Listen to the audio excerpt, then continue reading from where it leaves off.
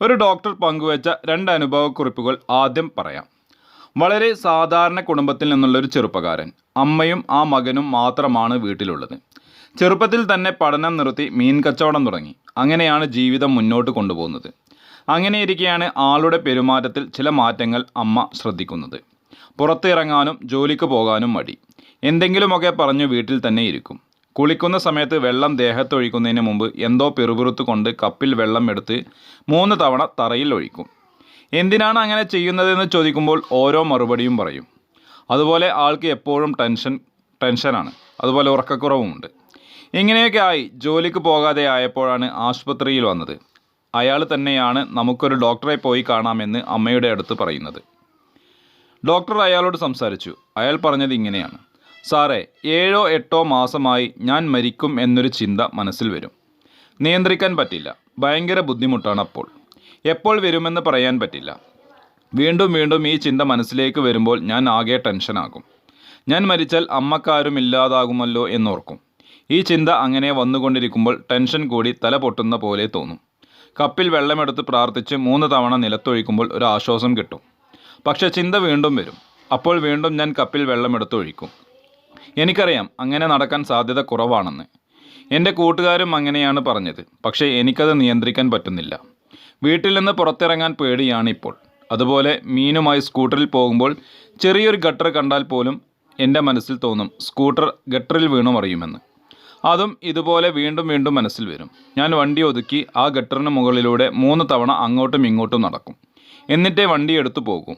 അങ്ങനെ ചെയ്തില്ല എങ്കിൽ എനിക്ക് വണ്ടി ഓടിക്കാൻ പിന്നെ പറ്റില്ല. ഇതാണ് ഒരു അനുഭവക്കുറിപ്പ്. ഇനി അടുത്തൊരു അനുഭവക്കുറിപ്പ് പറയാം. 40 വയസ്സ് കഴിഞ്ഞ ഒരു വ്യക്തി ഒരിക്കൽ ആ ഡോക്ടറുടെ OPയിൽ തനിയെ വന്നു. രഹസ്യമായി കുറച്ച് കാര്യങ്ങൾ പറയാനുണ്ടെന്ന് പറഞ്ഞുകൊണ്ടാണ് അദ്ദേഹം അവിടെ വന്നത്. 12 വർഷത്തിൽ കൂടുതലായി അദ്ദേഹത്തിനുള്ള ഒരു പ്രശ്നമാണത്. ആരെയെങ്കിലും കണ്ടാൽ അവരുടെ സ്വകാര്യ ഭാഗത്തേക്ക് നോക്കാൻ ഒരു ത്വര തോന്നും. അത് ബന്ധുക്കളെന്നോ പരിചയമുള്ളവരെന്നോ ഒന്നുമില്ല. ആൾ അങ്ങനെ മനഃപൂർവ്വം ചെയ്യുന്നതല്ല. അങ്ങനെ നോക്കുന്നത് മോശമാണെന്നും അറിയാം. പക്ഷെ നിയന്ത്രിക്കാൻ പറ്റുന്നില്ല. ഈ ത്വര മനസ്സിൽ വന്നാൽ പിന്നെ അസ്വസ്ഥതയാണ്. ഒന്നുകിൽ അവിടെ നിന്ന് മാറും, അല്ലെങ്കിൽ മനസ്സിൽ ചിലപ്പോൾ പിറകോട്ട് എണ്ണും. അപ്പോൾ അസ്വസ്ഥത കുറച്ച് കുറയും. വീണ്ടും ഇതുപോലെ തന്നെ ഉണ്ടാകും. അതുകൊണ്ട് ജോലിക്ക് പോകാനോ പൊതുവിടങ്ങളിലോ ഒരു കല്യാണത്തിനോ പോലും പോകാൻ പറ്റാത്ത അവസ്ഥയാണ്. ഒബ്സസീവ് കമ്പൽസീവ് ഡിസോർഡർ അഥവാ OCD എന്ന മാനസിക രോഗാവസ്ഥയുടെ 2 വ്യത്യസ്ത ഉദാഹരണങ്ങളാണ് ഈ പറഞ്ഞ 2 അനുഭവങ്ങളിലും ഉള്ളത്. ഏകദേശം 1 മുതൽ 3% വരെ ആളുകളെ ബാധിക്കാവുന്ന ഒരു രോഗാവസ്ഥയാണ് OCD. നോർത്ത് 24 കാതം എന്ന സിനിമയിൽ ഫഹദ് ഫാസിൽ അവതരിപ്പിച്ച കഥാപാത്രത്തിനും OCDയുടെ ചില ലക്ഷണങ്ങളുണ്ട്.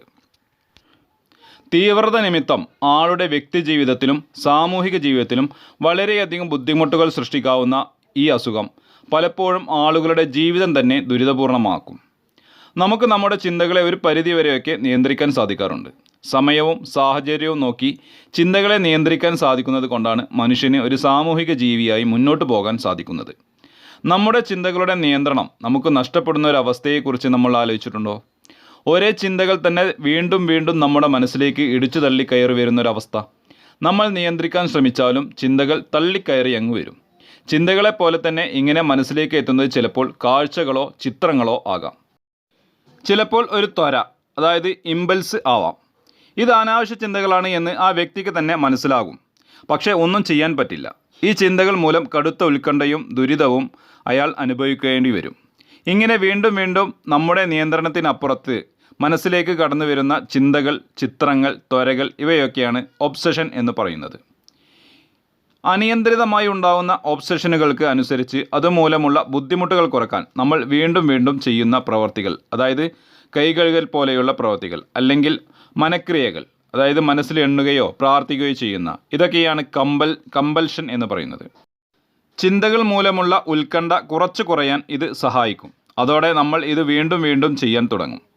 അങ്ങനെ ചെയ്തില്ലെങ്കിൽ ഒരു വല്ലാത്ത അസ്വസ്ഥത ഉണ്ടാവുകയും ചെയ്യും. പതിയെ ഈ പ്രവർത്തികൾ കൂടിക്കൂടി വരികയും ഒത്തിരി സമയം അതിനായി ചിലവഴിക്കാൻ തുടങ്ങുകയും ചെയ്യും. ഈ പ്രവർത്തികൾ പലപ്പോഴും നമ്മുടെ ജീവിതത്തെ പോലെ തന്നെ മറ്റുള്ളവരുടെ ജീവിതത്തെയും ബാധിക്കാം. ഇത്തരത്തിലുള്ള ഒബ്സഷനുകളും അതിനെ പ്രതിരോധിക്കാനായി ചെയ്യുന്ന പ്രവർത്തികളും തുടർച്ചയായി ഉണ്ടാവുകയും സാധാരണയിൽ കൂടുതലാവുകയും നമുക്ക് സമയനഷ്ടം, അതായത് ദിവസത്തിൽ 1 മണിക്കൂറിൽ കൂടുതലൊക്കെ ഉണ്ടാവുകയും അതുപോലെ വ്യക്തിക്ക് കടുത്ത ഉത്കണ്ഠയും ദുരിതത്തിനും കാരണമാവുകയും ചെയ്യുമ്പോഴാണ് ഇതൊരു രോഗാവസ്ഥയായി മാറുന്നത്.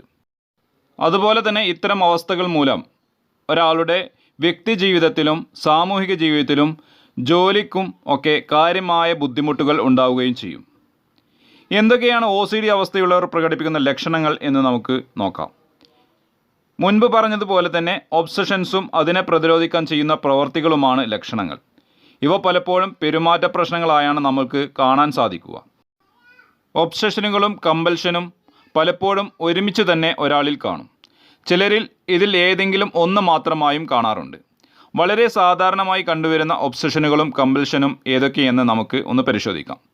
ഏറ്റവും സാധാരണയായി കണ്ടുവരുന്ന ഒരു ഒബ്സഷനാണ് അഴുക്കു പറ്റുമോ എന്നുള്ളൊരു ചിന്ത. കൈകളും ശരീരവും വീണ്ടും വീണ്ടും കഴുകുക, കയ്യിൽ കിട്ടുന്ന എന്തും വൃത്തിയാക്കുക തുടങ്ങിയ പ്രവർത്തികളാണ് ഇത്തരക്കാരിൽ കമ്പൽഷനായി കാണുന്നത്. ഈ പ്രവർത്തികൾ മൂലം വളരെയധികം സമയനഷ്ടമുണ്ടാകും. മാത്രമല്ല ആ വ്യക്തിക്കും ചുറ്റുമുള്ളവർക്കും ഇത് പലതരത്തിലുള്ള ബുദ്ധിമുട്ടുകളും ഉണ്ടാക്കും. മറ്റൊരു ഒബ്സഷനാണ് വീണ്ടും വീണ്ടുമുള്ള സംശയം. കതകടച്ചോ ഗ്യാസ് സിലിണ്ടർ ഓഫ് ചെയ്തോ തുടങ്ങി പലവിധ സംശയങ്ങളാണ് ഇവരിൽ കാണുക. ഇതിനെ പ്രതിരോധിക്കാനായി വീണ്ടും വീണ്ടും പോയി കതകടച്ചോ എന്ന് നോക്കും, അല്ലെങ്കിൽ സിലിണ്ടർ ഓഫ് ചെയ്തോ എന്ന് നോക്കും. ഇത്തരം സംശയങ്ങൾ പ്രശ്നമാണ് എന്നല്ല പറയുന്നത്, എന്നാൽ ഒരുപാട് തവണ നമുക്കുണ്ടാകുന്നതാണ് പ്രശ്നം.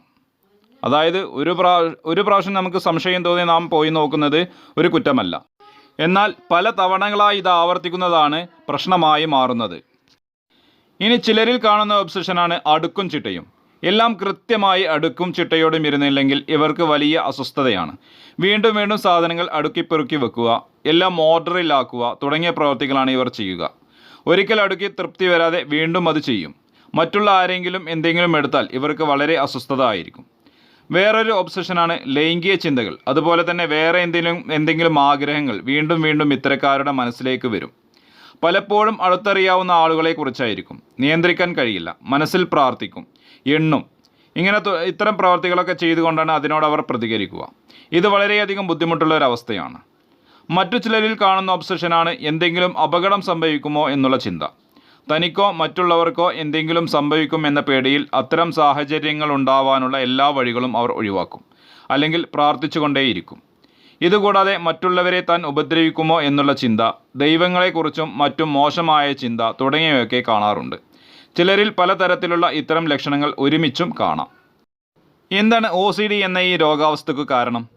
ജനിതകപരമായ പ്രത്യേകതകൾ കൊണ്ട് തലച്ചോറിൻ്റെ ചിന്തകളെയും പ്രവർത്തികളെയും നിയന്ത്രിക്കാൻ സഹായിക്കുന്ന സർക്യൂട്ടിൽ ഉണ്ടാകുന്ന വ്യതിയാനങ്ങളാണ് OCDക്ക് കാരണമെന്നാണ് ഏറ്റവും ആധുനികമായ തെളിവുകൾ പറയുന്നത്. തലച്ചോറിൻ്റെ മുൻഭാഗങ്ങളിലും പ്രവർത്തികളുടെ നിയന്ത്രണത്തിന് സഹായിക്കുന്ന ഭാഗങ്ങളിലൊക്കെയാണ് കൂടുതലായും ഈ മാറ്റങ്ങൾ കാണുന്നത്. ഇതിനൊപ്പം ഈ തലച്ചോറിൻ്റെ ഭാഗങ്ങളിൽ നാഡീരസങ്ങളുടെ അളവിലും വ്യതിയാനം ഉണ്ടാകാം.